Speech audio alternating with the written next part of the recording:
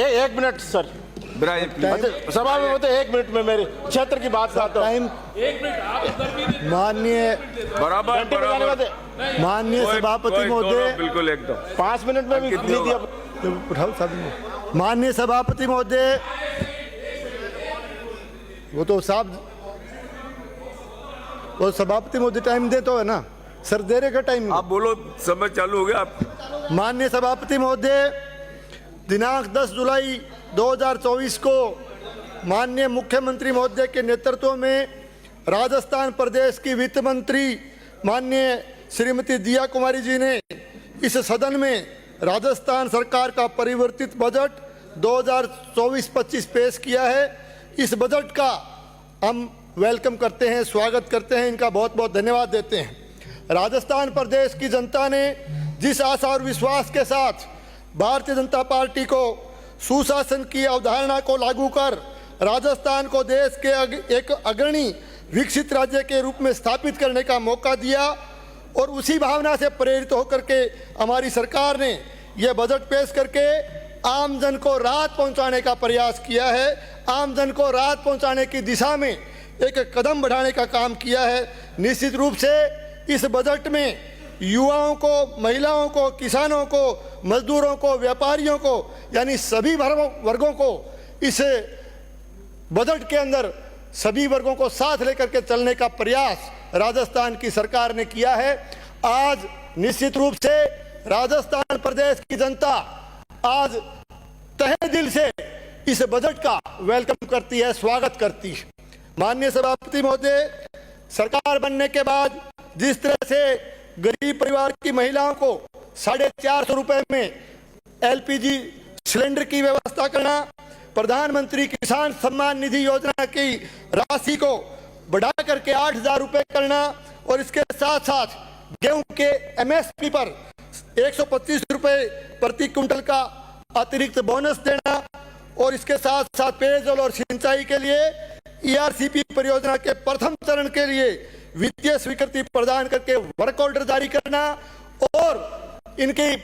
पिछली सरकार के समय जो पेपर लीक की घटनाएं होती थी, युवा वर्ग के साथ जो खिलवाड़ होता था, उसको रोकने के लिए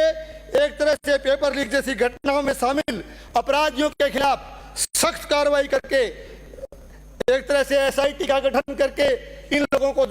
जो इसमें शामिल थे उनको जेल में पहुंचाने का काम करके एक तरह से राजस्थान की वर्तमान सरकार ने शानदार तरीके से इस कार्यकाल को शुरू करने का काम किया।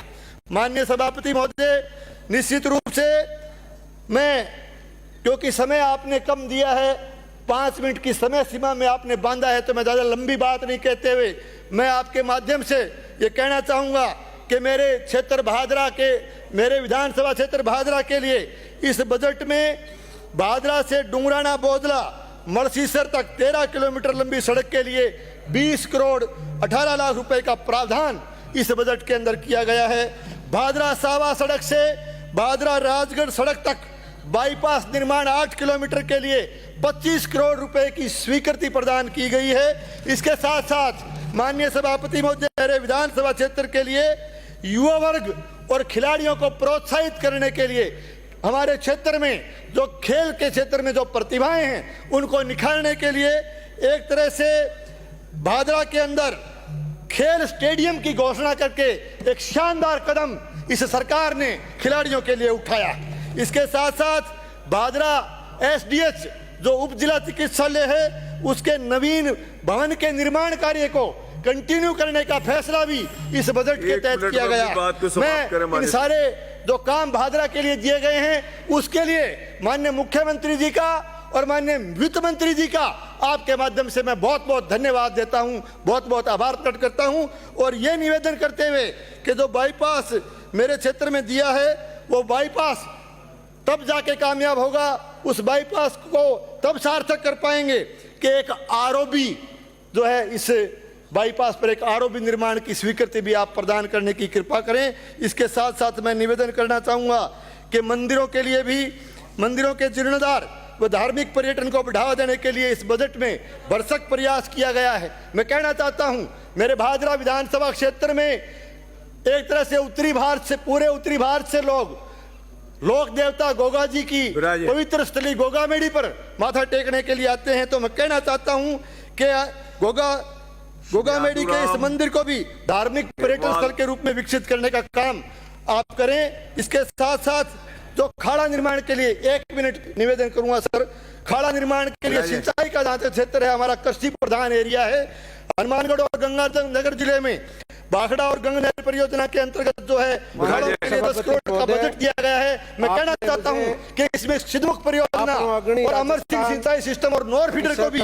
इसमें शामिल करने का काम करें, ताकि किसान को राहत प्रदान की जा सके। मेरे क्षेत्र में नेठ राणा के अंदर जो है पीएससी को सीएससी में क्रमोन्नत करने का काम किया जाए और भिरानी को उपतहसील बनाने का यदि काम करेंगे तो निश्चित रूप से भादरा में विकास होगा। आपका बहुत बहुत धन्यवाद।